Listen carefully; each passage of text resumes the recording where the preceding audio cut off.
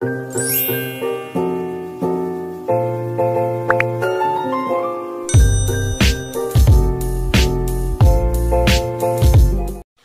saya akan menjelaskan satu teori dengan konsep, prinsip, dan implementasinya dalam bidang pendidikan.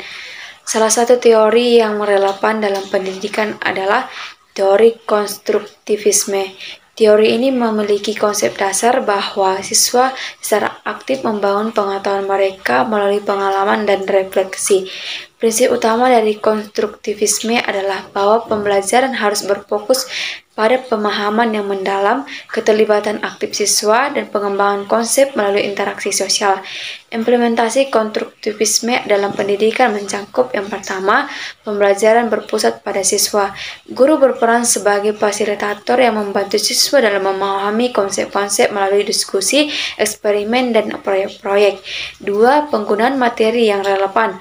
Materi pembelajaran harus sesuai dengan pengalaman dan kehidupan sehari-hari siswa untuk meningkatkan pemahaman mereka.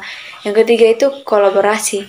Siswa diajak untuk bekerja sama dalam kelompok untuk memecahkan masalah dan pengembangan pemahaman bersama. Yang keempat, refleksi. Siswa diberi kesempatan untuk merenungkan pengalaman mereka dan mengidentifikasi apa yang telah dipelajari.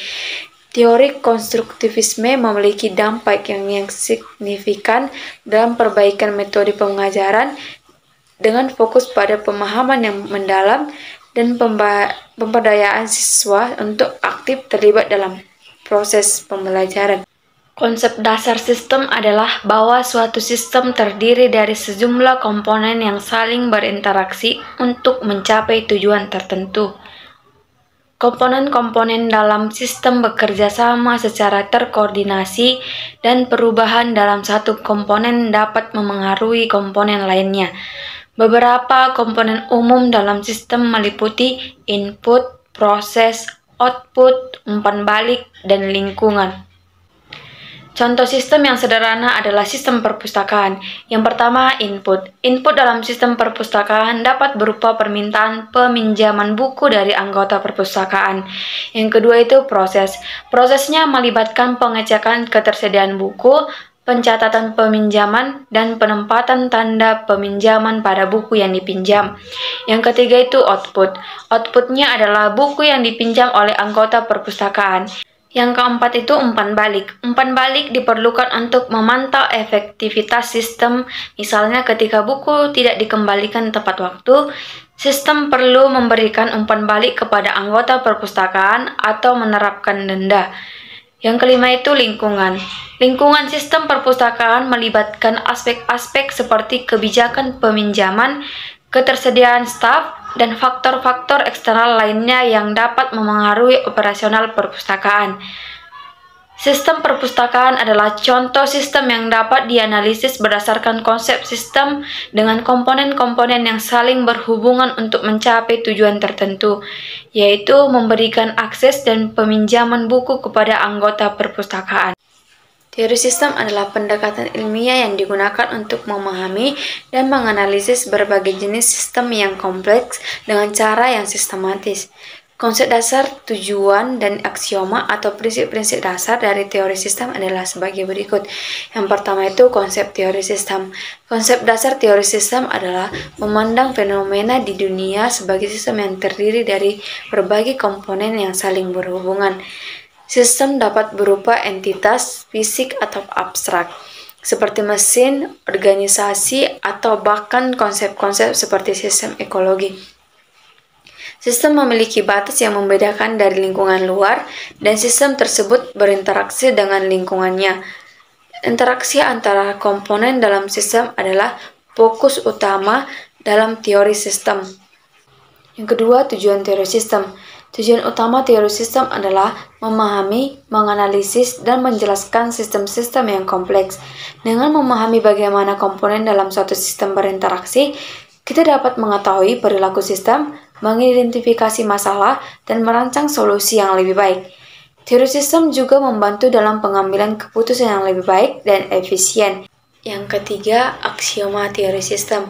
Aksioma atau prinsip-prinsip dasar dalam teori sistem dapat berbeda tergantung pada perspektif dan pendekatan yang digunakan. Tetapi ada beberapa prinsip dasar yang umum, yaitu yang pertama, interkoneksi. Semua komponen dalam sistem saling berhubungan dan mempengaruhi satu sama lain. Yang kedua, hierarki. Sistem dapat terdiri dari subsistem yang lebih kecil. Yang ketiga, tujuan. Sistem memiliki tujuan atau fungsi yang ingin dicapai. Yang keempat, umpan balik. Informasi umpan balik digunakan untuk mengatur dan mengontrol sistem. Yang kelima, perubahan. Sistem dapat beradaptasi dan berkembang seiringnya waktu. Yang keenam, lingkungan. Sistem berinteraksi dengan lingkungannya. Teori sistem adalah alat penting dalam ilmu pengetahuan dan pemahaman yang melibatkan sistem-sistem kompleks, memungkinkan kita untuk memecahkan masalah, merancang perbaikan, dan memuat keputusan yang lebih baik dalam berbagai konteks. Dalam bidang pendidikan, terdapat beberapa jenis teori sistem yang telah dikembangkan oleh para pelopor tertentu. Berikut adalah penjelasan tentang konsep, pelopor, dan implementasi setiap jenis teori sistem dalam pendidikan. Yang pertama itu teori sistem terbuka atau open system theory. Konsep teori sistem terbuka menganggap bahwa sistem pendidikan adalah sistem yang paling berinteraksi dengan lingkungannya, menerima masukan atau input, menghasilkan keluaran atau output, dan dapat beradaptasi terhadap perubahan lingkungan. Pelopor Ludwig von Bertalanffy dikenal sebagai salah satu pelopor teori yang terbuka. Implementasi dalam pendidikan, konsep ini mengarah pada pemahaman bahwa pendidikan tidak terisolasi tetapi berinteraksi dengan faktor-faktor eksternal seperti budaya, ekonomi, dan perkembangan teknologi. Implementasi termasuk penyesuaian kurikulum dan strategi pengajar untuk mencerminkan kebutuhan dan perkembangan di luar sistem pendidikan. Yang kedua, teori sistem sosial atau social system theory. Konsep teori sistem sosial menganggap sistem pendidikan sebagai bagian dari sistem sosial yang lebih besar. Ini mencangkup interaksi antara individu, kelompok, dan masyarakat dalam pendidikan. Implementasi dalam pendidikan, pendekatan ini mempertimbangkan hubungan antara institusi pendidikan, keluarga, dan masyarakat dalam membentuk identitas dan perkembangan siswa.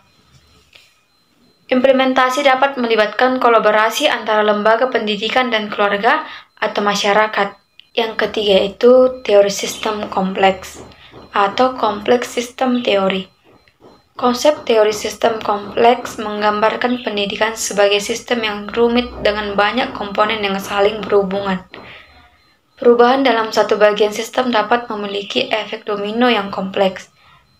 Pelopor ada banyak kontributor dalam pengembangan teori sistem kompleks tanpa satu pelopor tunggal. Implementasi dalam pendidikan teori sistem kompleks digunakan untuk memahami perubahan yang kompleks dan dinamis dalam sistem pendidikan. Ini dapat membantu dalam perencanaan kebijakan pendidikan yang lebih adaptif dan respon terhadap perubahan yang cepat. Menggunakan berbagai jenis teori sistem ini, pendidikan dapat dilihat sebagai sistem yang kompleks dan terbuka yang selalu berinteraksi dengan lingkungan sosialnya. Implementasi teori sistem dalam pendidikan membantu dalam merancang kebijakan kurikulum dan strategi pengajaran yang lebih efektif dan adaptif sesuai dengan dinamika yang terjadi dalam dan di sekitar sistem pendidikan. Sekolah sebagai lembaga pendidikan dapat dilihat dari perspektif dan model sistem terbuka sebagai berikut. Yang pertama itu input atau masukan. Sekolah menerima berbagai jenis masukan. Ini termasuk siswa yang datang untuk belajar, tenaga pengajar, kurikulum, buku teks, perangkat pembelajaran, serta sumber daya, keuangan, dan fisik. Yang kedua itu proses. Proses terbagi menjadi 3, yaitu proses pembelajaran. Guru memberikan pengajaran kepada siswa. Yang kedua, proses administratif. Manajemen sekolah mengelola sumber daya, jadwal, dan fasilitas. Yang ketiga adalah proses komunikasi. Sekolah berkomunikasi dengan orang tua, masyarakat, dan pihak berkepentingan lainnya. 4. Umpan balik atau feedback. Sekolah memerlukan umpan balik dari siswa, orang tua, dan pihak berkepentingan untuk terus memperbaiki proses pembelajaran dan pengelolaan. 5. Lingkungan eksternal. Sekolah beroperasi dalam konteks lingkungan eksternal yang meliputi masyarakat, peraturan pemerintah, perkembangan sosial dan teknologi, dan faktor-faktor lain yang dapat mempengaruhi pendidikan. 6. Adaptabilitas. Model sistem terbuka menekankan adaptabilitas sekolah untuk berubah sesuai dengan tuntutan lingkungan eksternal dan perubahan kebutuhan pendidikan. Sekolah sebagai sistem terbuka harus mampu berinteraksi dengan lingkungannya, menyesuaikan diri dengan perkembangan pendidikan, dan memastikan bahwa outputnya sesuai dengan tujuan pendidikan. Dengan demikian, konsep sistem terbuka membantu sekolah untuk menjadi institusi pendidikan yang responsif dan relevan dalam menghadapi tantangan pendidikan yang terus berkembang.